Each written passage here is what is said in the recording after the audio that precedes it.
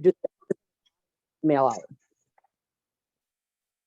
Yeah, so we have a couple people answering that line. And then with our licensing liaison with other types of questions, it's just Jody.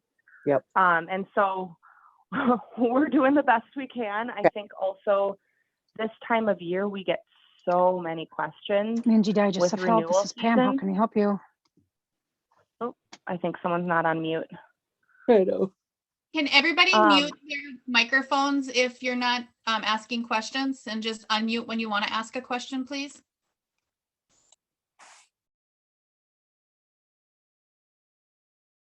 So yes, I want to acknowledge that it may take a couple business days for folks to get an answer back. It's just, the volume of calls that are coming in this time of year, coupled with a lot of people taking, time off around the holidays. And, so yes, recognizing that people aren't necessarily going to get a call back right away, even in the same day. But we really do try to respond within 2 business days. And so, if there are ever concerns about response time, or someone's like, I've been trying to get a hold of someone for weeks,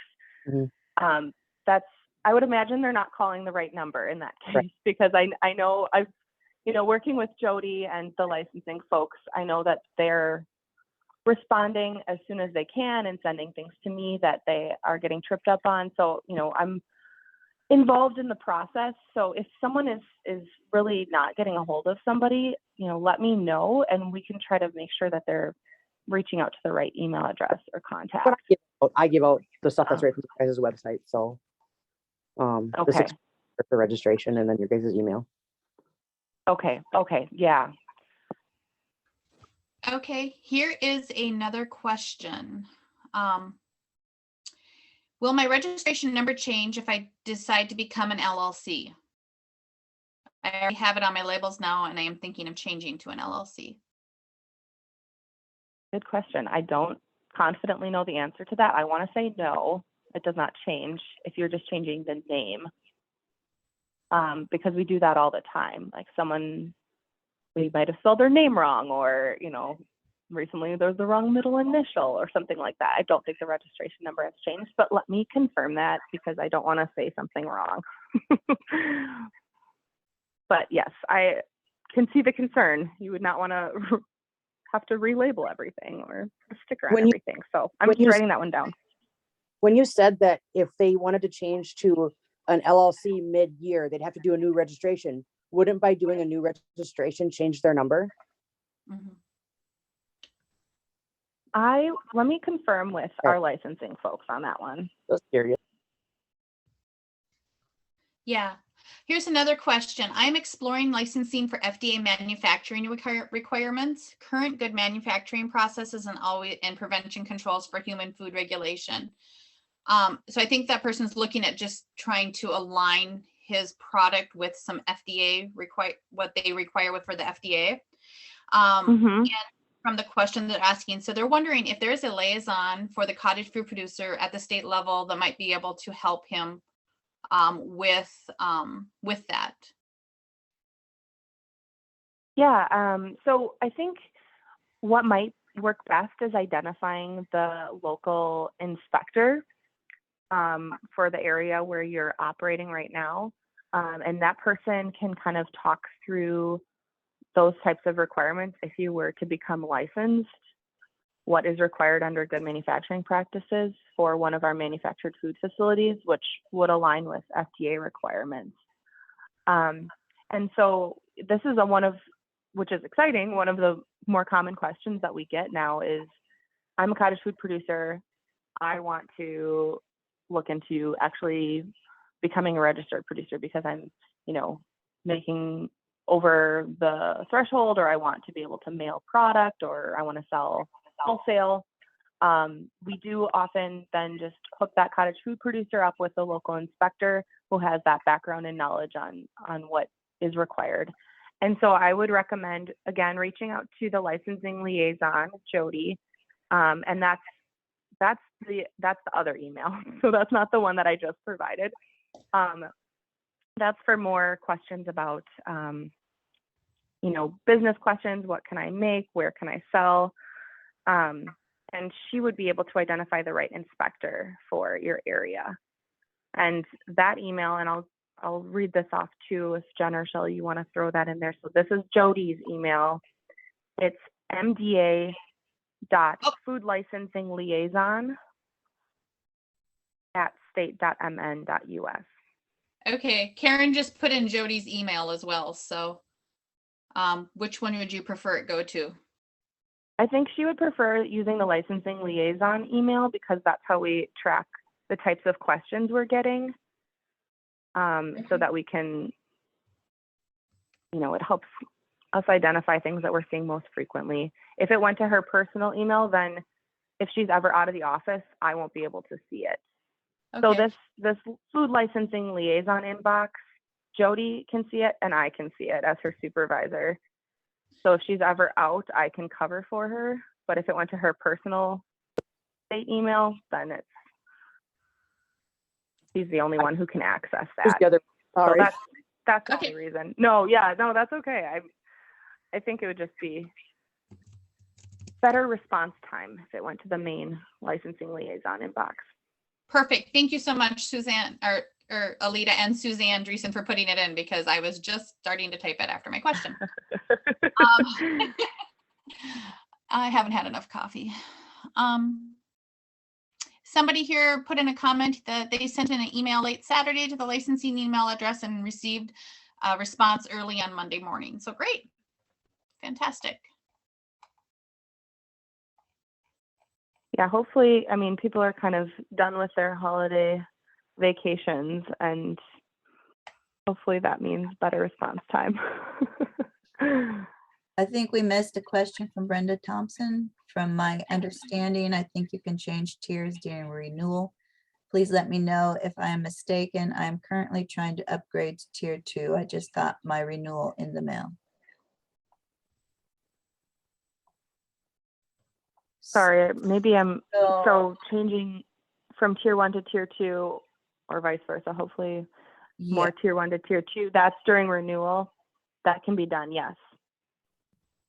So then I guess that's maybe a follow-up question if they can change in the middle of the year then. I don't know, Brenda, can you unmute? Were you told you could only do it during the renewal process? Yes. That's what you were told? Yes. Okay, let me talk with our licensing folks and I'll get a clarification on that one because that seems to come up a lot. And I want to make sure that everybody is being told the same thing and that it's consistent. Obviously, that's a big one. So I'll check on registration switching from tier 1 to tier 2, when that can take place. And the second piece of that being, does your registration number change at any point, whether you're changing the name, your tier? I'll verify those two pieces. Fantastic. Say, Brenda, do you remember who you spoke to so Alita can follow up with that person? Unfortunately, I don't know. Okay. Thank you. No, that's totally fine. Yeah, you bet. Okay, what other questions do we have for Alita? I'm looking to see if I missed anything else. I have a question for you, Alita. Yeah. Does the MPA provide any information to the county offices that are responsible for food licensing and that type of thing? Because sometimes I'm hearing people are speaking with the local county food regulators or, licensing regulators of food. And then they aren't directed to the fact that there's the cottage food law exists. And then that's interesting. We're following up. Yeah. And it's a couple of large counties. So I'm just wondering, does MPA just have they updated local municipalities to the fact that the cottage food law not only does exist, but now it's been changed again? And if not, is that something we could do? Yeah, no, that's a great question. So we have 8 delegated agencies for Department of Ag that do licensing and inspections, and some of the bigger ones being City of Minneapolis, Ramsey County, City of St. Cloud, Minnetonka. So those folks do their own food licensing and inspections. They're called delegated agencies because we delegate our state power to inspect to them. And part of what we do when we do delegation agreements is we provide education and training to the folks who are part of those inspection teams. We have given them the information about cottage food, but the newest information, the training about the change in tiers and the change in the new cap and everything that kind of took place since August.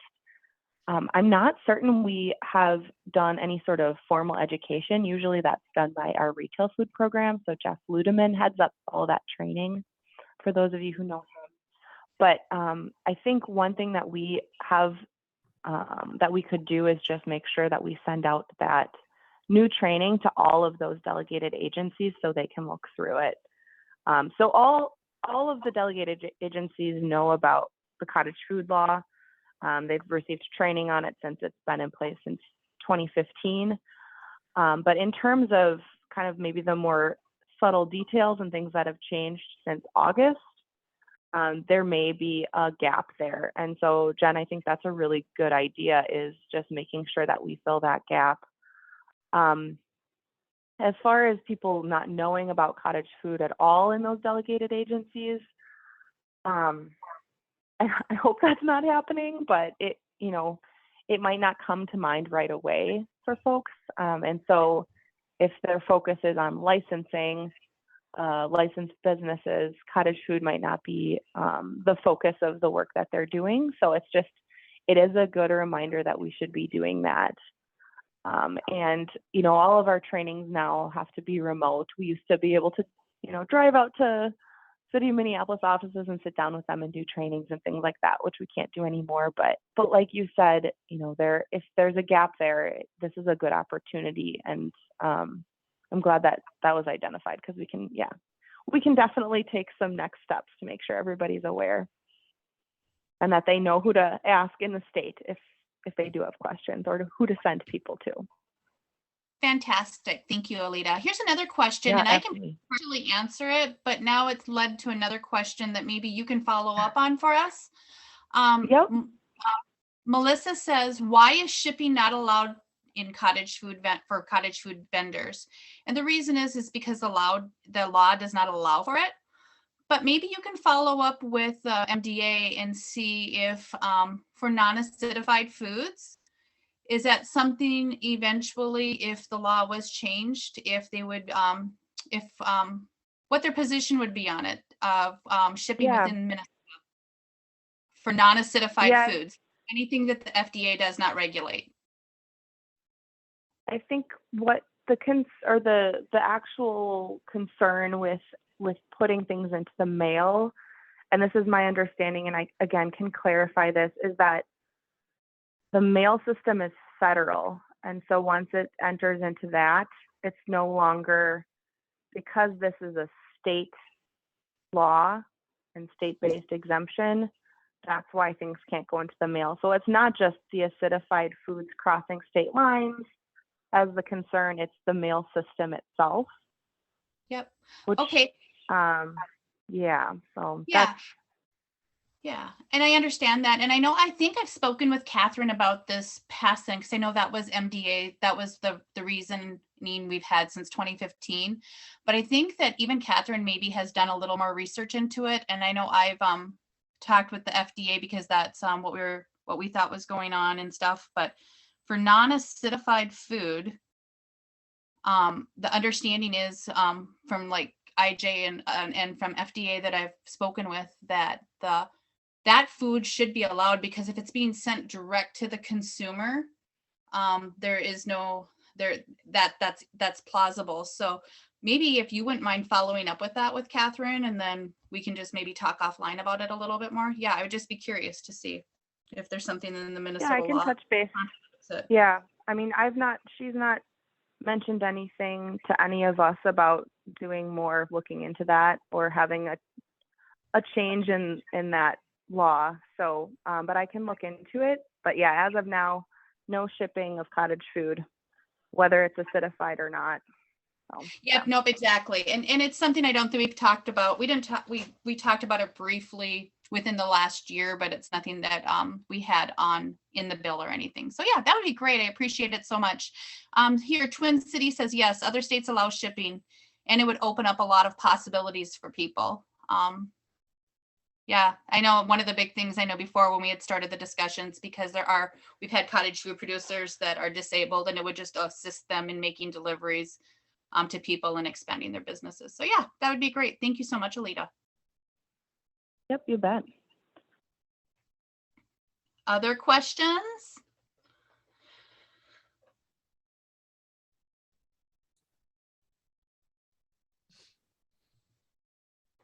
There was a question in there from Amy Camp. Do you see it? Oh yeah, I think that Shelley answered it, but we'll double check. Amy Camp is planning on moving. How do I get my address changed? I already registered before I knew we were moving. Is that a new application, or is it just a change of address? It should be a simple change of address. I would just email that licensing. And the first one, the one that's the first email in the chat. Okay. And that would be MDA, no. Usually you have to re-register unless it's changed. Yeah. I know when I moved back in 2016, I had to re-register and my registration number changed at that time, but that was almost 6 years ago. So yeah, I would just reach out to that group and see if they can just change that without you having to go through the whole process again. Fantastic. That sounds a great idea. It's a lot. Okay. Simpler. Awesome questions, guys.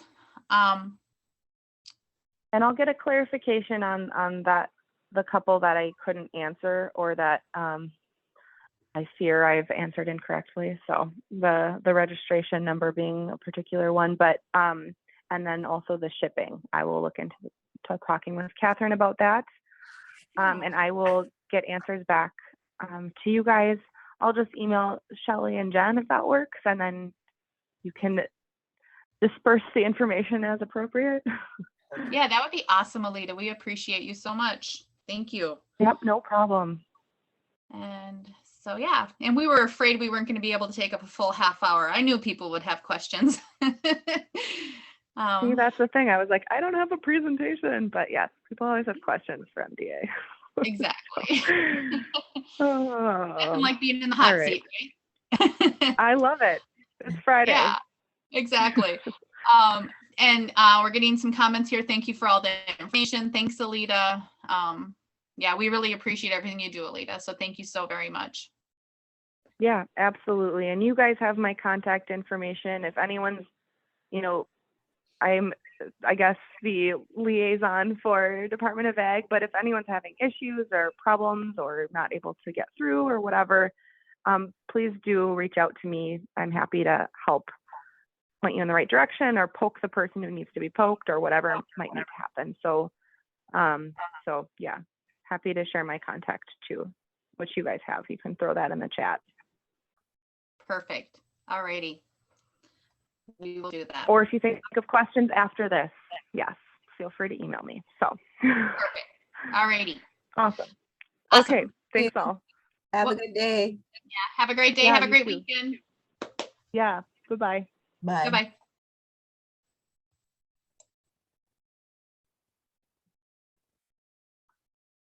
All right. Well, Lita's always awesome. So the next up, we were supposed to have Megan Forbes from the Institute for Justice. She's the person who worked so hard to help us get the laws changed this last legislative session. And Unfortunately, she's not feeling very well, so she's not going to be able to be with us. But she did send a few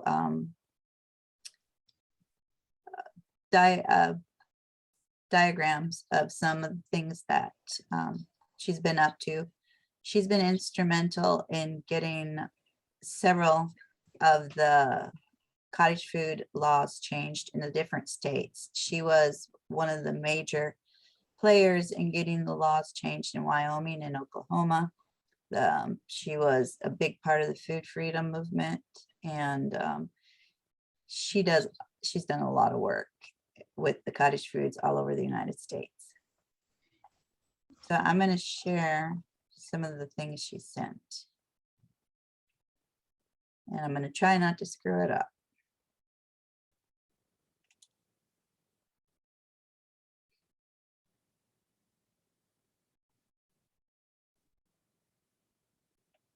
So please bear with me.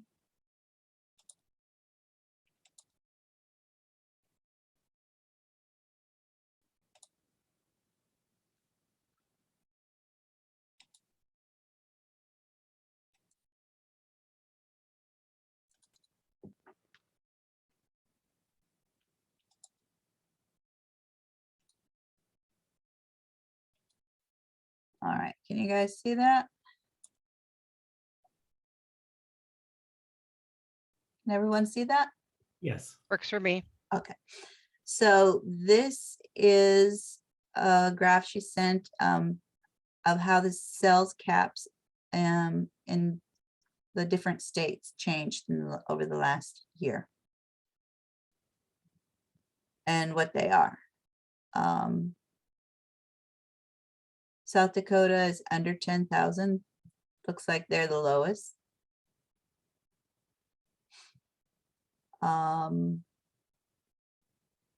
Louisiana, Alaska, Connecticut, Delaware, Maryland, Michigan, Washington, 20 to 25,000. Mississippi, Nevada, New Jersey, Missouri, Texas, they can make 35 to 50,000. 60 to 250,000. Kentucky, Minnesota, California, Oklahoma, Wyoming, and Florida. Now, Oklahoma and Wyoming, their bills have, their laws have opened up to include the ability to ship, to do some third-party sales. They can do a lot of foods like cheesecakes and things like that that were formerly they were not allowed to do. So their food freedom bill is really a good one. And then there's no sales limit for all of these other states, which is kind of cool. Did Illinois change? Because Illinois, I have a friend that makes stuff down there, and at the last I checked with her, they were at 12,000 a year. Did they increase? Yeah, they don't have a Yep. sales. Okay. They increased, and they actually also created a law because when we were doing the research for our bill last year, we were in contact with a bunch of people there, and they actually have secured it too. So municipalities, cities cannot disallow for the sales of cottage foods. So Nice. they have to allow it. So yeah, they've really strengthened their law a lot. Mm-hmm. And in Iowa, you don't have a sales cap unless you want to sell things that are considered potentially hazardous. But in Iowa, people can only pick up at your house. You can't go to markets or something. They got something weird down in Iowa.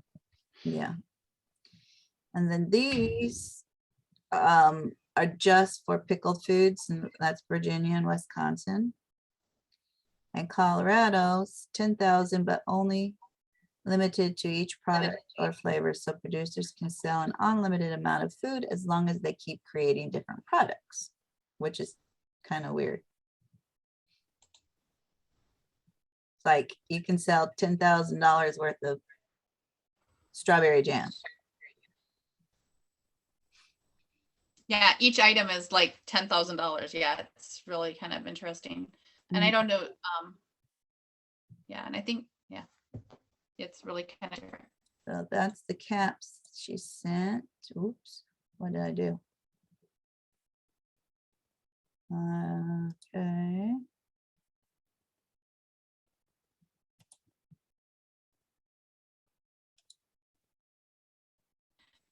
Allison, any idea why it would limit sales? I think it varies from state to state, and from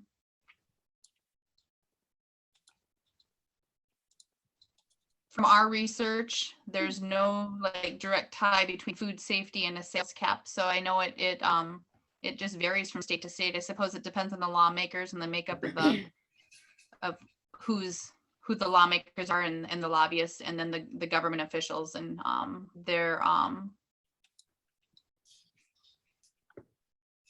views on what direction licensing should take. I don't know. That would be my guess. You don't know.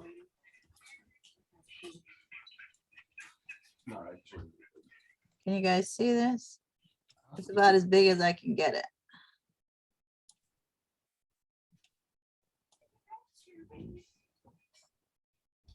Maybe I can put it in the chat, but this is. If you click on your own screen, we can zoom it out further. Okay. I just did it. So that's an option for people. So this is the graph she sent, and this is the recent cottage food expansion. 2015 is when bill passed, and I can't even read that. Can you see it, Karen? Okay, so the top thing or whatever for Minnesota or for all things? I can't read any of it. My eyesight's not Oh good. gosh. Something about Minnesota and the lawsuit in 2013. Minnesota legislator raises the revenue cap and allow direct to consumer sales. All right, Mel, maybe the best thing is if I put this picture in the chat and see if people can see it there. I apologize. We were not prepared for this. I will see if I can put it in the chat. Shelly, if you click on the image and scroll down on your screen, on the bottom, there's a negative and a positive button. Hit the positive button. It will increase the size on your screen. And then you should be able to, if you scroll down over the image itself.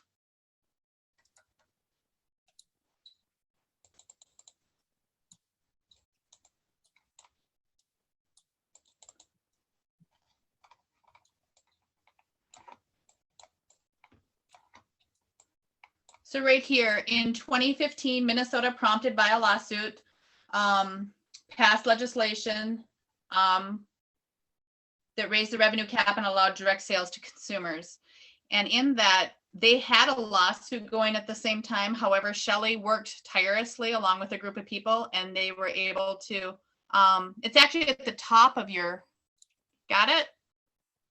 They were the ones that actually really put forth a ton of effort. So did IJ, don't get me wrong, but they really made it happen. I came in on the tail end of that. On the right-hand side, Montana, with the passage of House Bill 478, Montana expanded the list of goods categorized as cottage foods. It also allowed for direct-to-consumer sales.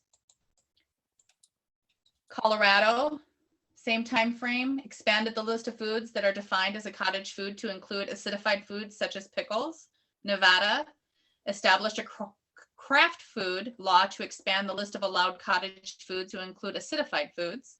Oregon at that time made it much easier to start a cottage food operation by reducing red tape. Idaho formalized its longstanding practice of allowing the sale of cottage foods. Illinois raised the annual revenue cap for cottage food producers to $36,000 and expanded the list of venues where cottage foods can be sold. A little interesting tidbit on Illinois, products of the farm. So let's say you have a blueberry farm. A blueberry pie is considered product of the farm, even though you make a pie crust and you have and you add the sugar to it and whatnot. In Minnesota, it's not. But if the primary ingredient is the product of the farm, in Illinois, it actually is a product of the farm. Wyoming, with IJ's aid, Wyoming passed the country's first food freedom law, allowing the sales of all homemade foods, excluding certain meats. Were you able to make it bigger, Shelley? Can you read it better now? That's as big as it's gonna get. Okay. In 2016, Delaware, the Office of Food Protection created the Cottage Food Establishment Program, legalizing cottage food operations.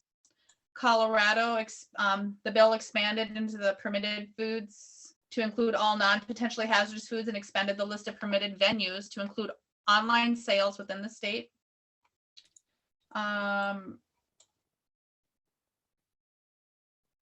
New Jersey, here's an interesting one. I'm going to send this out to everybody because it's kind of interesting.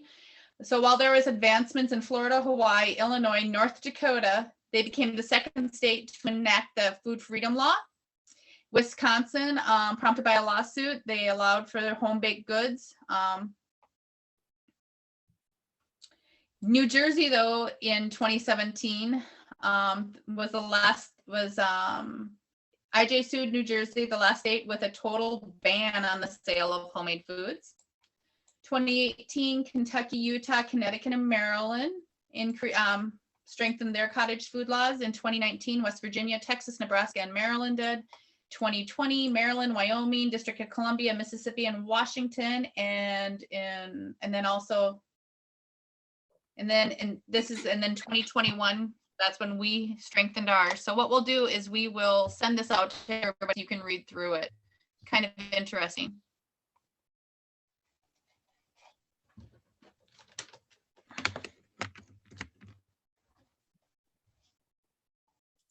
All righty. That's pretty much it, Shelley, from that slide. Yeah, I can't even get it to share. We'll have to email it to people.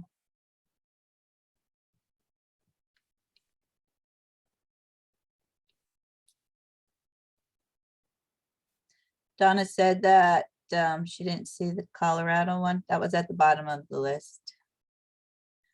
Yeah, their law is interesting.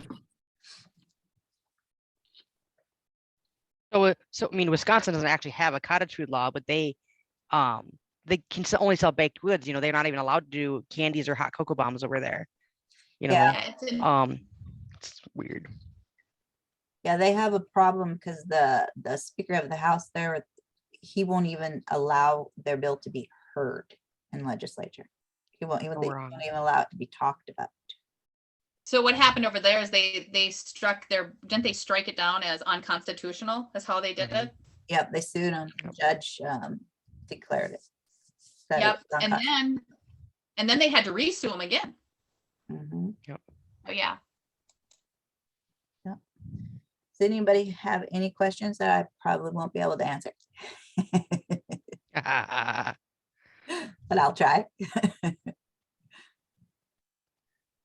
Okay, then how about if we take a break? We're going to be talking to Allison Smith when we get back about marketing. And we'll see everybody back in about 10 minutes. Perfect.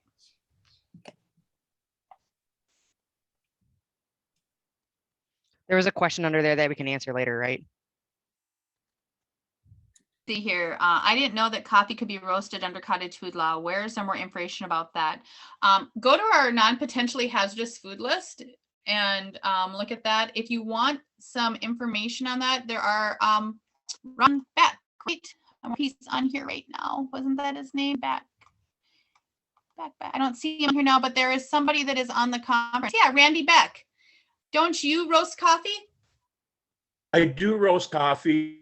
I haven't gotten to the point where I'm selling it yet, but I was, I guess, in the coffee network that, people that I listen to, everyone suggests of, following state guidelines. And I was directed to the Minnesota cottage food guidelines. So that's kind of what I've been following. Fantastic. Would maybe you and April like to connect offline, maybe share contact information, and you can direct message each other on the chat. You can either do it to everyone or you can select the name and do it privately. So I can do that. Fantastic.